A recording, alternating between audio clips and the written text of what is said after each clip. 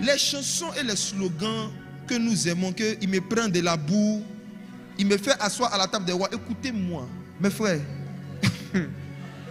Entre la boue et la table des rois, là, il y a un chemin. Mais le chemin n'est pas dans le verset de Psaume.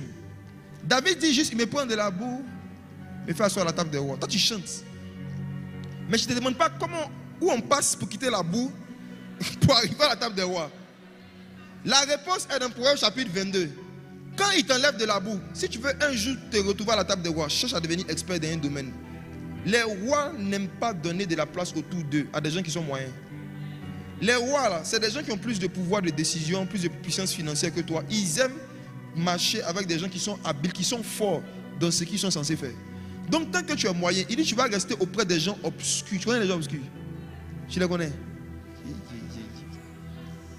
Les gens obscurs, pardon, il faut méditer dessus. Les gens obscurs.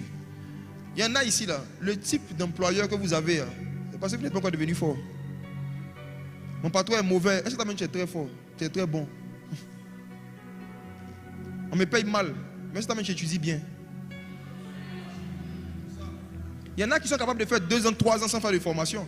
Il y en a ici, ils ont eu leur diplôme en 84. C'est ça qu'ils travaillent aujourd'hui. Ils n'ont plus jamais... Non, il y a des gens, ils n'ont plus jamais fait de formation, de mise à jour. Il y en a ici, ils utilisent Word 2004. Du coup, aujourd'hui.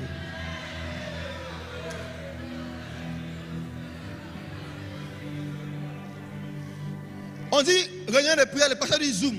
Je dis, Zoom, c'est quoi? C'est où? Zoom, c'est où?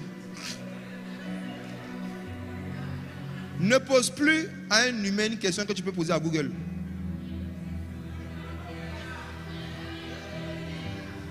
Quand tu veux savoir quelque chose aujourd'hui, si tu as Internet, si tu veux savoir, tu vas savoir.